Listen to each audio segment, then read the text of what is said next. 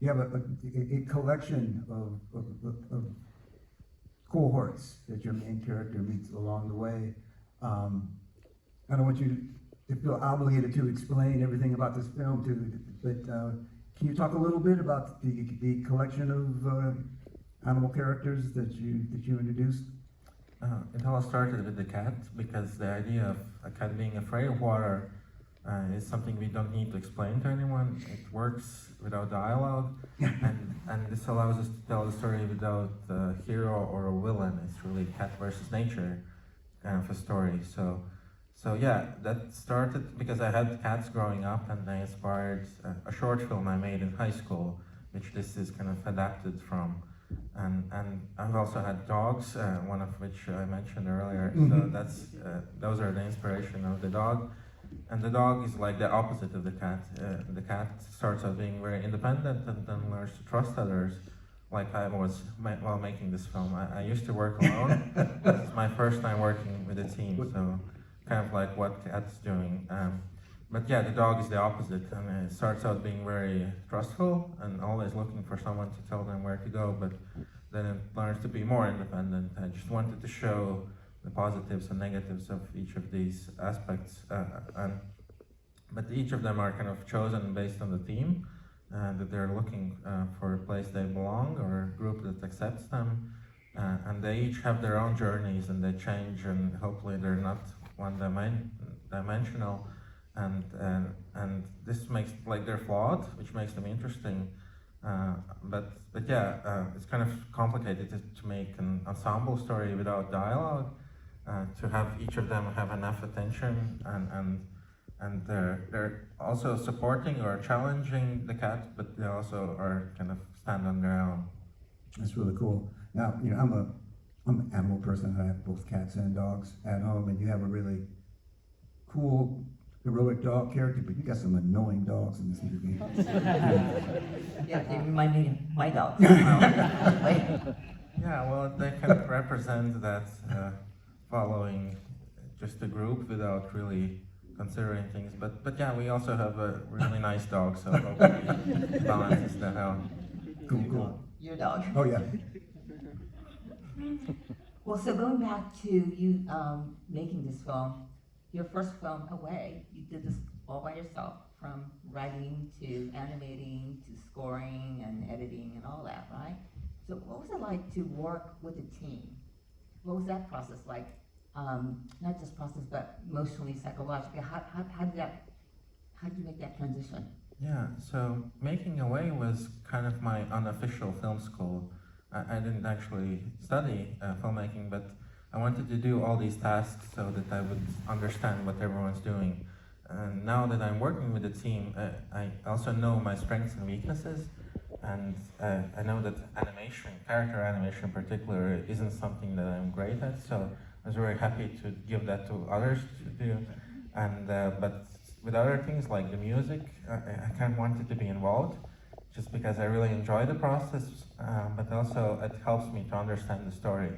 So I write the initial themes while still writing the script, before it's really kind of, before the clay has hardened and I can still mold it. And so the music is really important, because there are some scenes which are really, I have the music first, and then I decide the visuals and the story kind of around the music. And but yeah, so I had to learn how to articulate my thoughts, because when I'm working alone, I could just make it, but now I had to make sure everyone understands it. And sometimes that's possible, but other times it's much easier to show rather than tell. So I create some sketches or 3D models or music, and that can explain a lot more than I can with words. And were all your crew based in Latvia, or did you have crew elsewhere as well? Yeah, it's 3 countries, and in Latvia we did everything except character animation and sound design, and those are done in France and Belgium. So you actually went to France to direct the animation, or?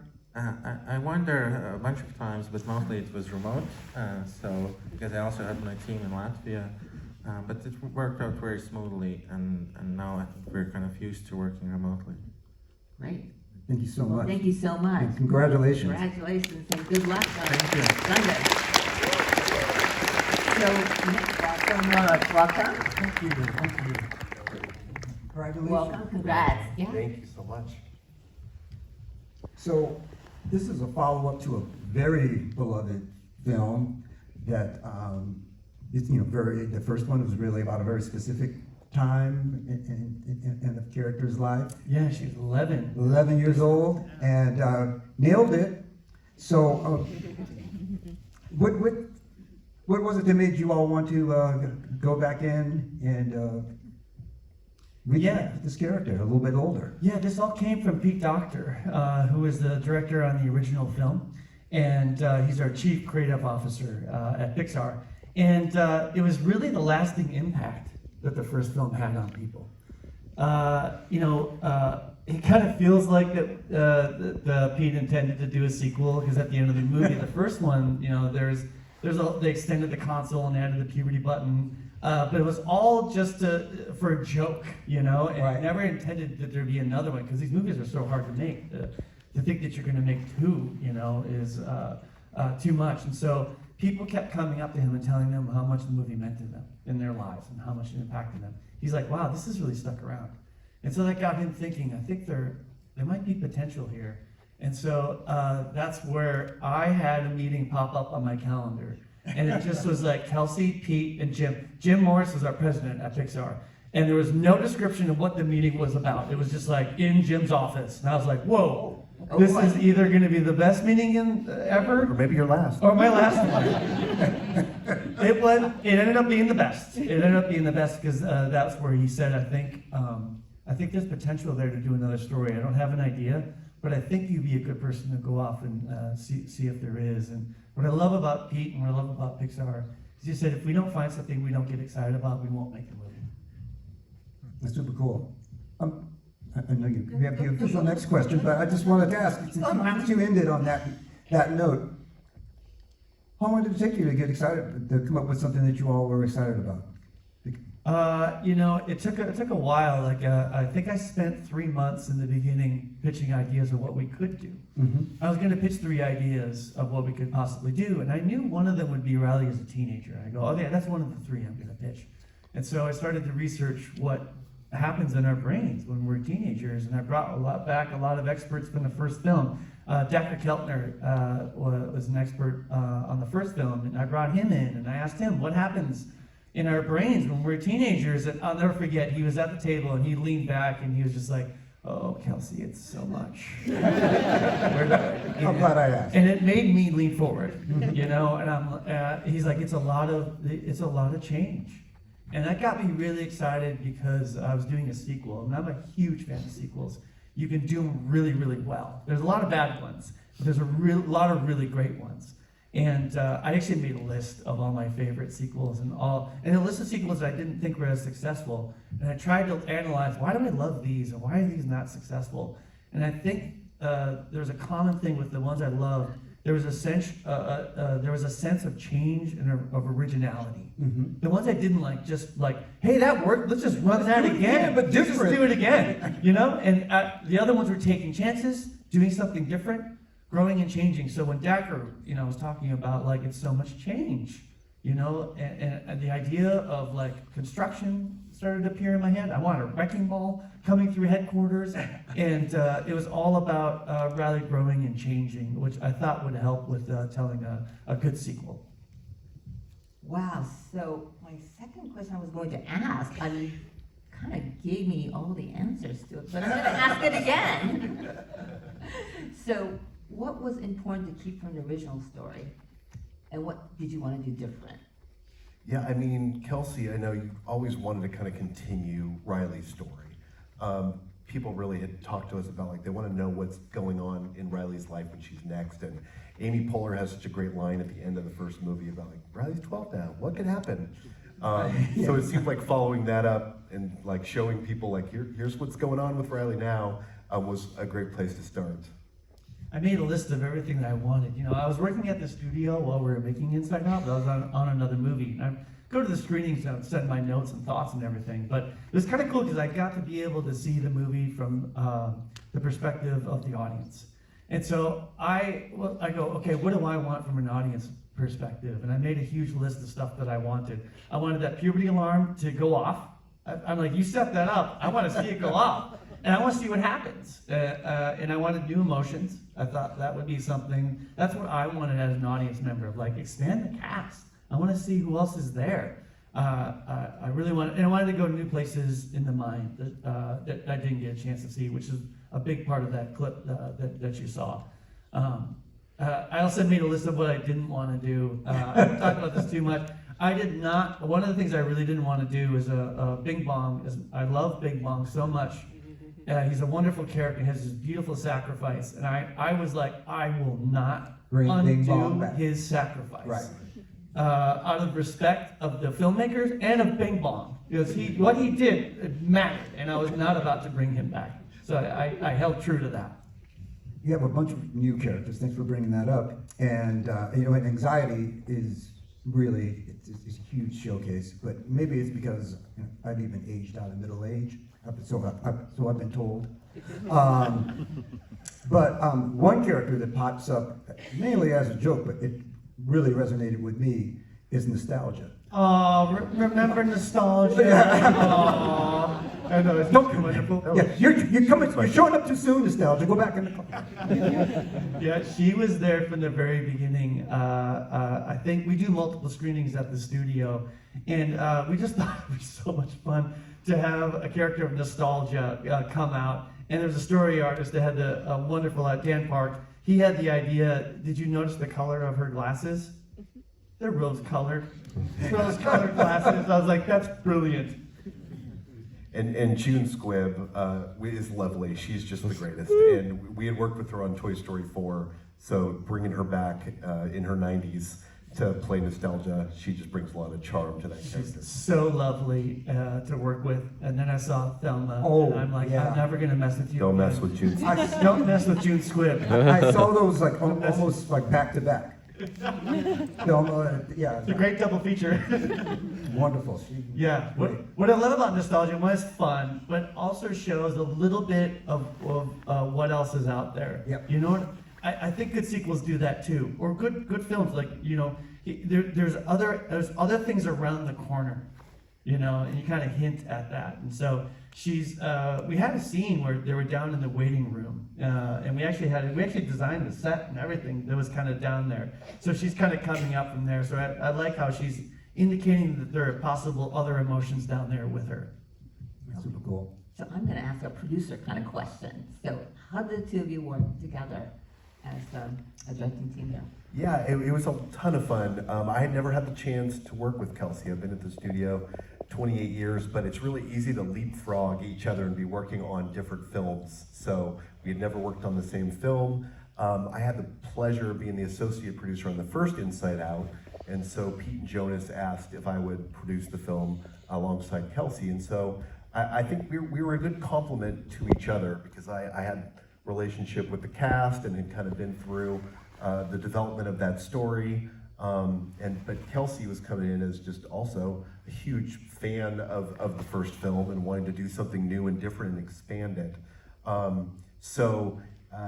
Pixar is just such a great place to collaborate, right? Everybody, all the animators, everyone that's working on the film are all on the same campus, working together from the very beginnings of story till your final digital dailies when you approve the last shot.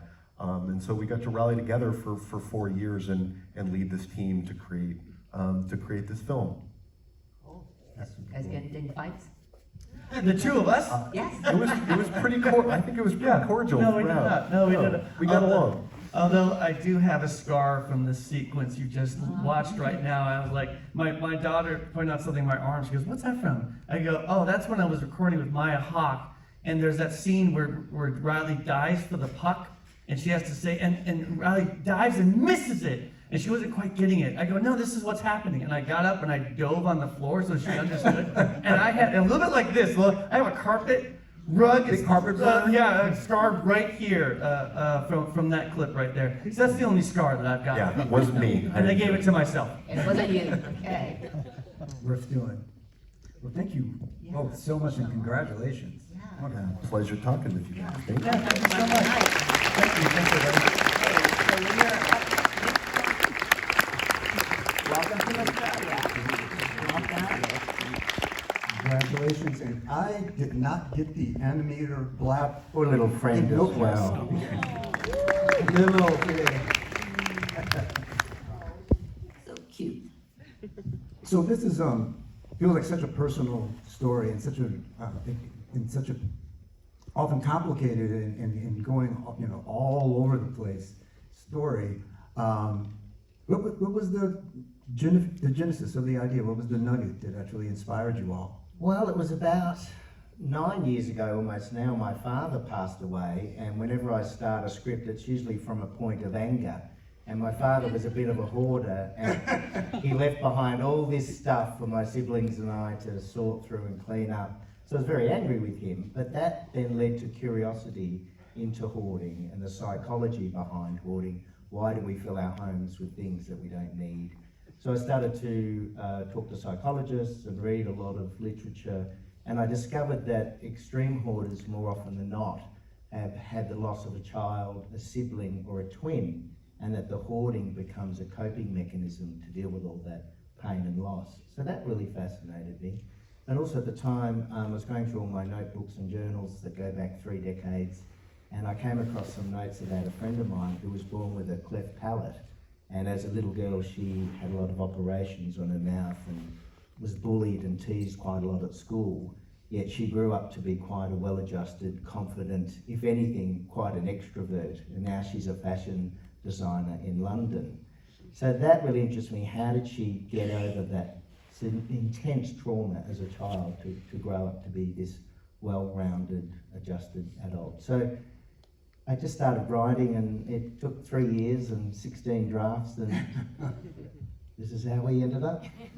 Oh, before I jump, I just wanted to actually compliment you. You mentioned the hoarding, and as soon as you said that, I thought about your opening sequence and just the amount of detail, and that the camera's moving over all of those things, and it's just throughout the film, the eye for detail and just little things everywhere, and unlike a live action film where you would send somebody out to actually find a bunch of stuff or go to someone's house, all those things were built and designed. So bravo! But I just wanted to get that in there before. No, really appreciate that, what you just said, because I think, stop motion is such a tactile craft, right?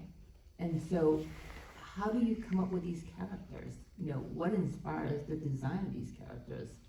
And Well, look, I'm like most animation director writers, I'm a megalomaniac, and so I wear many hats, and writer, director, production designer, storyboard artist. I help my editor Bill, like Ginst, involved in the music.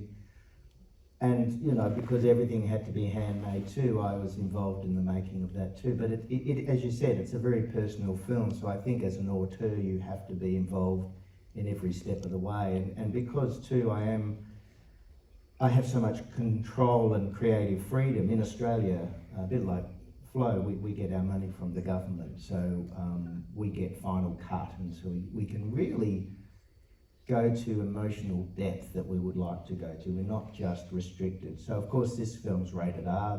There's all sorts of Not for children. Not for children, and I'm so glad you said that animation's not a genre. It's really important that we know that animation's always evolving, and we can tell any story we want, and that's what it's about. how'd you make that choice where the lead character doesn't talk? What was that choice? How to make that choice? Financial choice. Here's a producer talking. All right. I mean, I didn't make Producer the to producer. choice. It was suggested as a way to combat budgetary constraints because it's a lot cheaper to have narration than do lip sync. And also, you notice Grace doesn't have legs, and that's because there's very little walking in the film. Actually, we used the Muppet technique with the character. So yeah, our budget was 4.5 million American dollars, so really tiny. Wow. Wow. And I can't. Extraordinary. Oh, I'm sorry. Go. That's extraordinary to make a film, a whole animated film for $4.5 million. Australians are very resourceful. Now, I can't think of too many animated films about animators. I thought that was a very delightful aspect of the film that your main character becomes an animator and a stop motion animator as well. Can you talk a little bit about Yeah, that? look, you know, of course, you think of Christopher Nolan's films, you know, where there's the metaverse, and I knew I had to give Grace a job that was unusual, that there weren't many career opportunities. And also wanted to have her make a film and go to a film festival and have a Q&A, just like we're having. So I really wanted to play around with that. And also too, in Australia, there's a real shortage of female stop motion animators, and we only had 7 animators, and we only had 1 female animator, who actually was my cousin Donna. And but I also wanted a female animator animating a female animator animating a female animator. So we took a photo of that one. That's not very meta at all. I love it. So, can you talk a little bit about just how much you love the stop motion process? Because that it is. I mean, Jinko and I both have decades of animation experience. I started off doing stop motion, but all of animation is, you know, taxing in the marathon. But to me, stop motion is such a leap of faith because you're not setting keyframes. You're animating straight ahead. You all familiar with straight ahead versus keyframe? Okay, good. I don't mind explaining myself. I love that. Anyway, so can you talk about the kind of what I think of as the leap of faith of stop motion animation? You know, Nick Park's coming on next, and I know when I was growing up. Ask him to.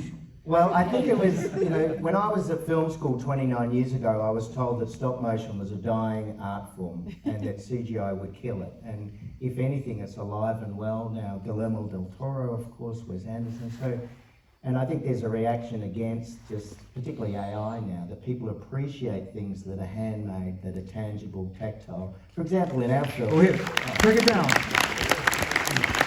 For example, with all the fire in the film, we could have done the fire as a CGI overlay, but we thought, no, we'll use yellow cellophane the hard way. The cigarette smoke is cotton wool. All the tears in the film are sexual lubricant, so you get pretty much see who's real. Very resourceful. But audiences really appreciate that. They really do. This panel is all rated too. But.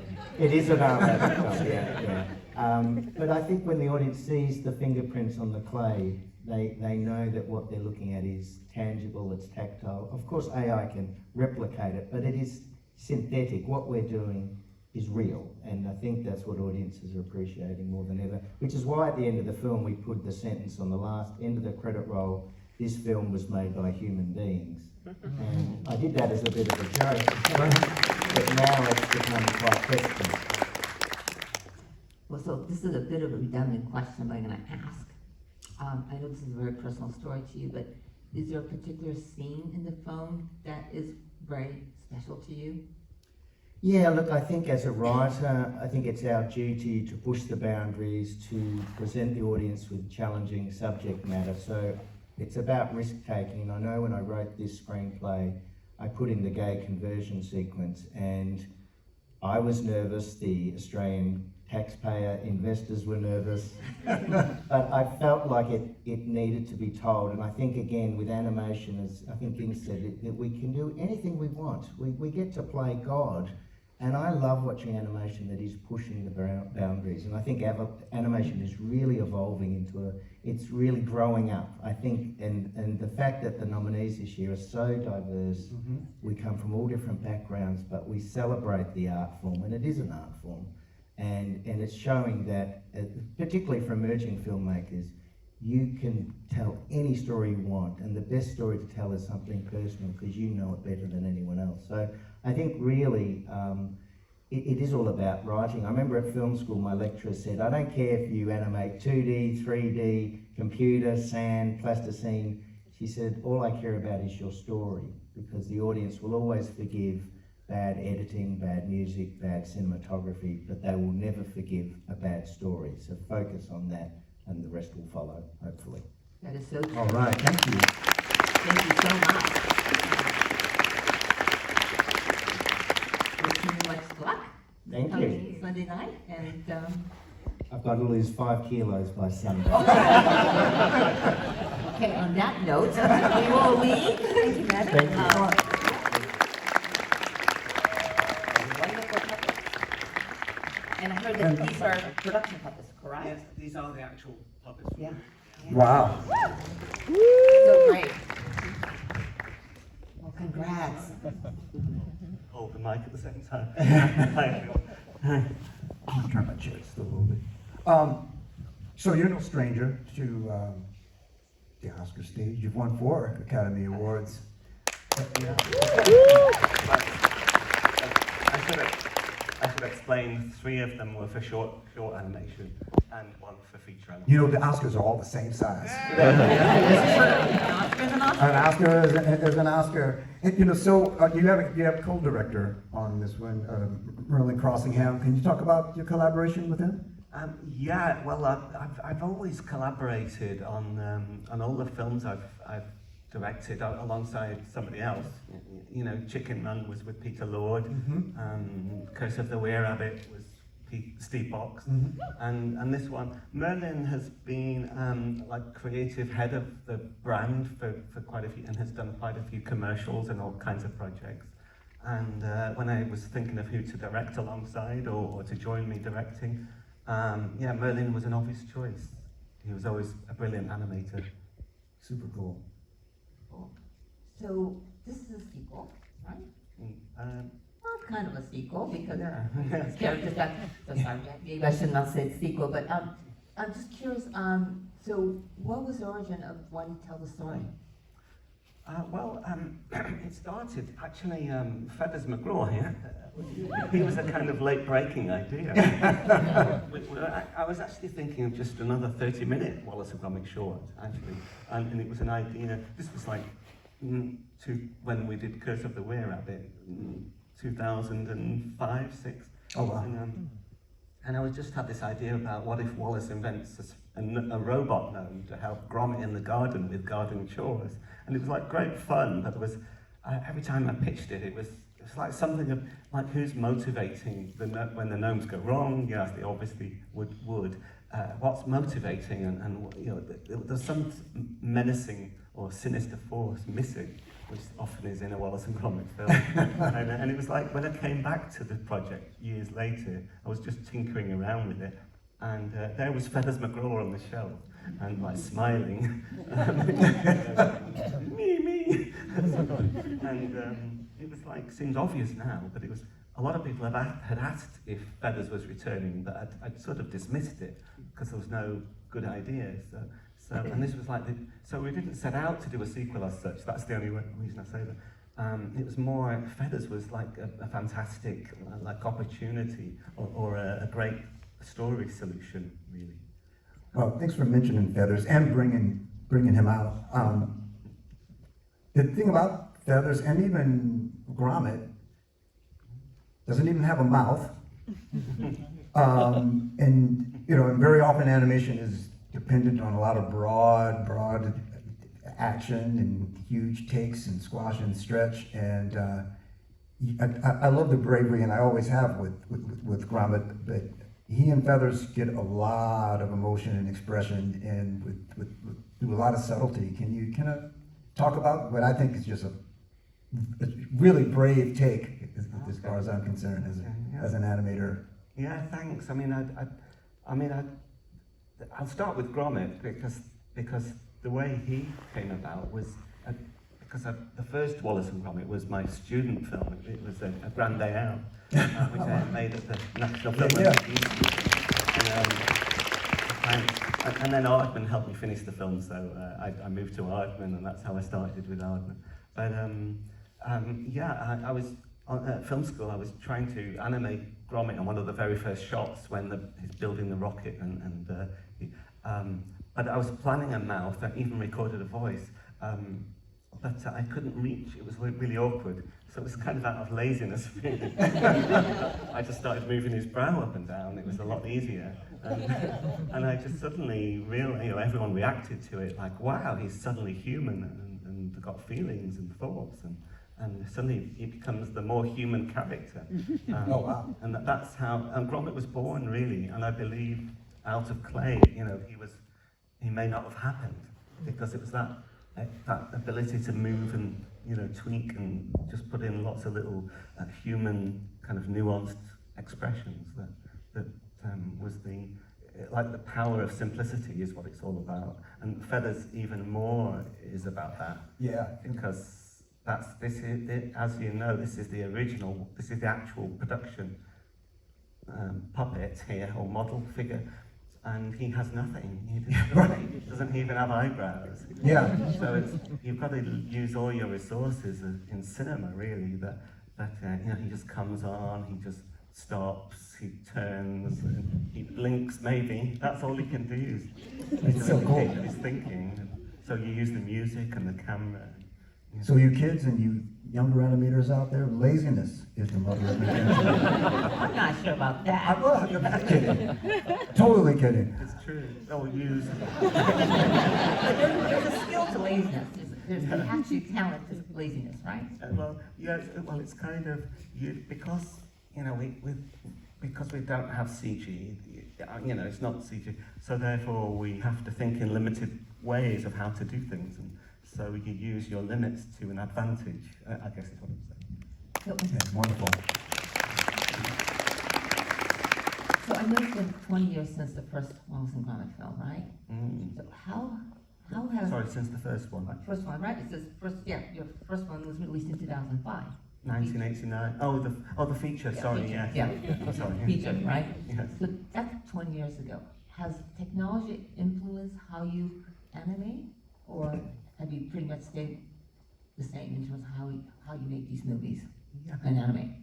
It's not. I mean, all the animation in this movie is these figures. It's real figures, and they're partly made of clay. And I guess the materials have evolved a bit because having Wallace's legs, for example, as silicone, make the animator's job a lot quicker.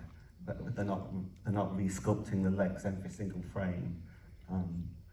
And so forth. But the actual, it is stop motion animation still, but we use technology in terms of anything we cannot do with plasticine or puppets. We, like for example, in the chase with the barges chasing, there's a lot of water, and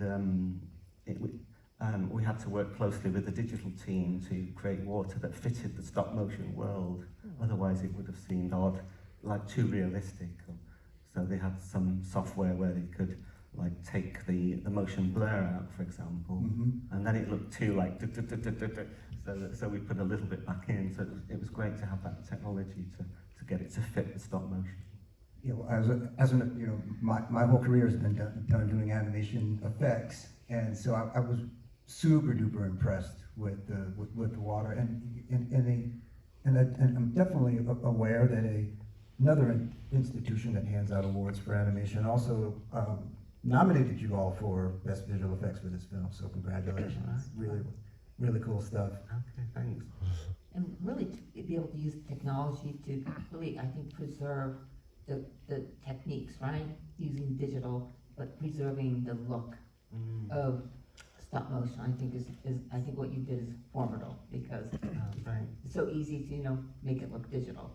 And we've seen, Yeah, in fact, in a way, we try to resist it, because even the model makers and the guys who make the whole teams of puppet makers, and it can be a natural thing that when you think of I'll do my best, is to make it smooth and slick, and we do resist that, to try and keep the fingerprints. It's part of what it is. And I think it helps people relate to it, because everybody's made clay models at some point. So everyone knows what it is, and therefore it's doable. I could do this kind of. Yeah, except not as good as you did. You'd have a go. But so I've enjoyed all the adventures of Wallace and Gromit, and one of the things that I just love about you as a filmmaker is just how well you nail genre. Curse of the Were-Rabbit is just a wonderful horror film. It delivers it's just completely delightful as a genre piece. And I did notice, and maybe somebody in the audience or you will correct me, but it seemed like one of the first ones where Wallace seems to learn something. That's usually the joke is that because your character's meant to have an arc, and the joke is always that Wallace doesn't learn a single thing. But I guess because there was so much at stake in this one, because Wallace's inventing was causing Gromit a lot of misery, so we had to have him give something. So we did have him realise, that his tech is really what's getting in the way of the relationship, and that was part of the whole message, really, on the warnings about tech. Thank you so much. It was such a pleasure to meet you finally and visit with you, and congratulations. Oh, it's lovely to be here. Thank you very much. Switching seats, okay. Change it up. Yeah, okay. So we're gonna welcome Chris Sanders and Jeff Herman.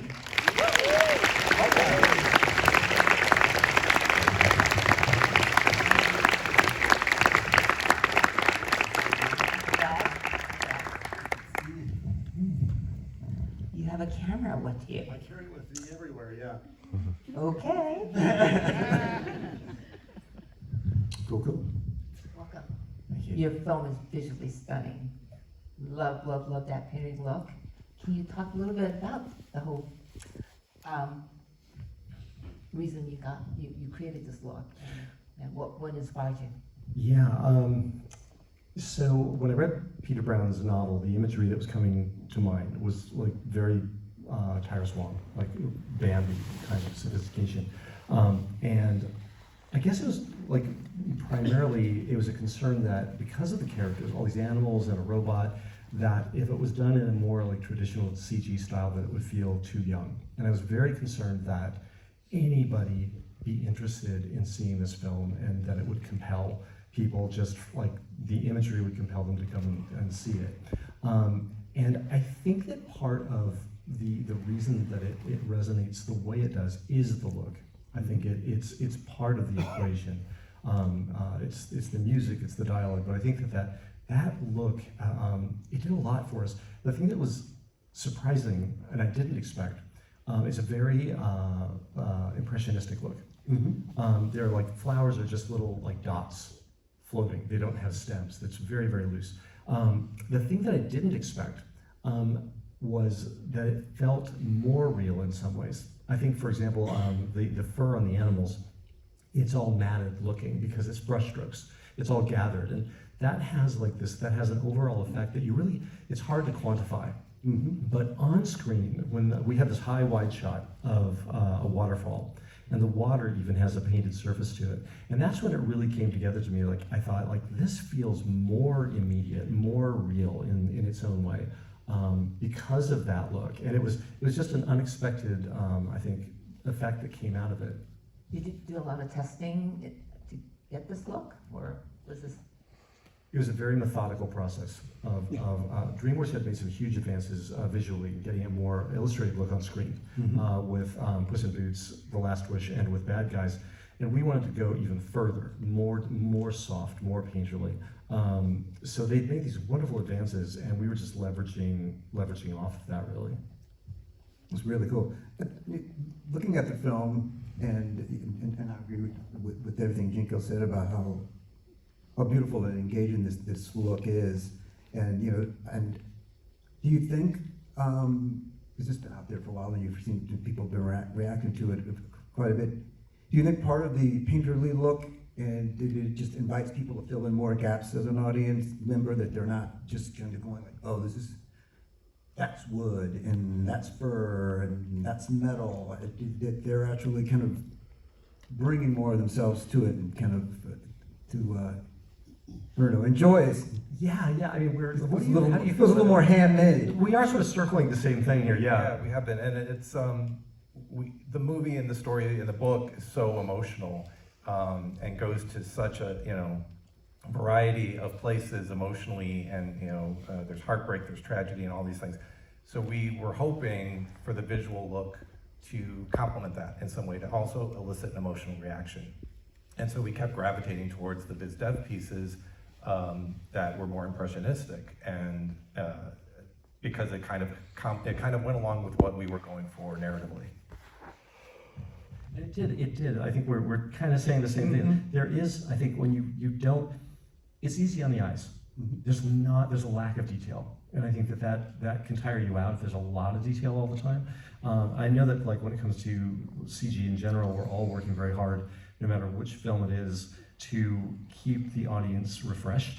Yes. And through cutting and just the pacing of things. But I think the look, we're always looking for a way to keep the audience, I think, refreshed and engaged. And like too much detail, I think, actually is more work, I think, to track. Yeah. There's also a desire to get it more back towards what animation's roots are. Like all of us, Chris and I both grew up in hand-drawn animation days. A lot of our team did as well. And so to be able to kind of push the technology back in the direction of where we came from and kind of honor that handcrafted look was something we hoped to achieve from the start. Oh yeah, I'm from those hand-drawn days too, baby. Yeah, and I remember. I mean, that's the thing about this impressionistic look that has, I can say, just pencil mileage to you, and you know what I'm talking about. I do. But yeah, it still has a very handcrafted feel, but it has a lot of detail too, but like you said, not too much. So Lupita Nyong'o is the center of a very, very wide and diverse cast. You have neither her or Pedro Pascal are speaking in their natural voices. How did you arrive at your cast and these voices? It's a cast that kind of rivals any live action cast we felt, and we're so fortunate and lucky and still kind of pinching ourselves that we were able to assemble this group of people for this film. But it was a collaborative effort from the start between ourselves and the studio and our casting director, Christy Soper, really looking for unique voices, of which all of them possess obviously strong acting abilities. Strangely, Lupita and Pedro had never done a feature animated film before. But they've done voiceover work in varying degrees for other things, but never to this, extent. And actually, Pedro is doing his own voice, and that was kind of the breakthrough with him. I stand corrected. A lot. Well, when you see him on screen, his roles that he chooses or that he's in most of the time are very, very stoic, very tough, very very few words. For the fact that this role is probably closest to who he is as a person than anything else he's ever done. Yeah, there was a sequence. It's not in the film anymore, and as we all know, in animation, like they're like in story, things come and go. There was a bit that I wrote where Roz has this little tablet that she can deploy, and I thought it would be funny if, like, once Fink figures out that she is his ticket to dominating the island and having a life of comfort, that maybe he would try to supercharge her. And so once he got the tablet, there were accessories you could order, and I thought, wouldn't it be funny if he was ordering accessories? And the line was, ooh, can we get that? But when he read it, Pedro said, ooh, can we get that? And he read it like a little kid sitting in a grocery store, pointing at something in a grocery store. Like, he had this really young, take on it.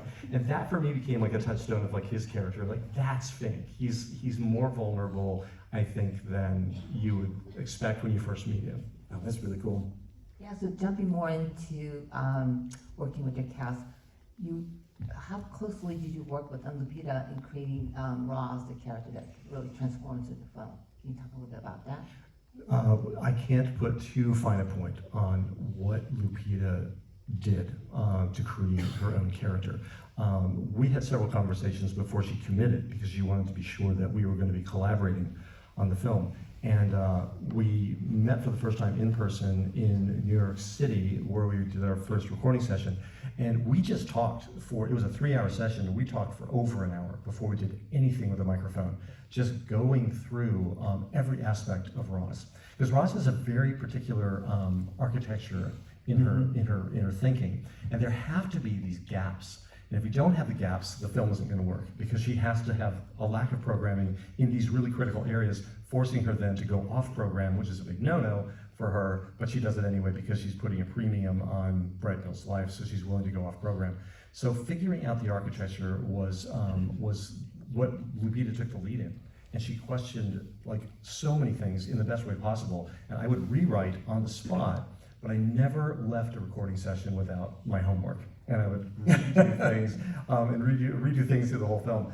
And that was an ongoing process. We really never stopped doing that through the entire length of the production. That's also the great process about animation, right? Because we can do that, unlike live action. Yeah. Yeah. Yes, yeah, the slowness is the strength of it. I remember we were working on How to Train Your Dragon, and Roger Deakins, the cinematographer, was helping out. And at one point he said, "Oh, I have to go and shoot a James Bond film. I'm going to miss so much." And I said, "Oh, no, the car will be right where you parked it." It'll be right here. So Roz, like Feathers McGraw and Gromit, also doesn't have a mouth, but also is quite an expressive character. And I think, yeah, can you talk a little bit about the animation process and creating her and the decision Sure. to I mean, certainly lean into that? Lupita certainly owns a piece of that with the vocal evolution that she kind of delivers throughout the course of the film. But our animators also carry a lot of that as well, and it's a performance that's heavily, relies upon pantomime, and body language is key in kind of helping to help us get to some of those emotions that we're looking for. And then our team really looked at a lot of the silent greats, Buster Keaton and Charlie Chaplin, and referenced those actors in their filmmakers early on to kind of study how the posing and the timing and all of that kind of goes along with not having moving facial features, or in that case dialogue. And we actually have long stretches where Roz says very little as well, where her animation really has to carry a lot. And then there's another team of artists on our show responsible for the lights around her eyes and the lights overall that emanate from the seams in her design, which also animate according to what she's doing, what she's feeling, how much power she has, and there's a whole array of effects built into her that's quite sophisticated that kind of add to her overall performance. That's really cool. Thank you both Thank so you so much. much, And, yeah. and congratulations. Glad- Good luck. Good luck. Good to see you again.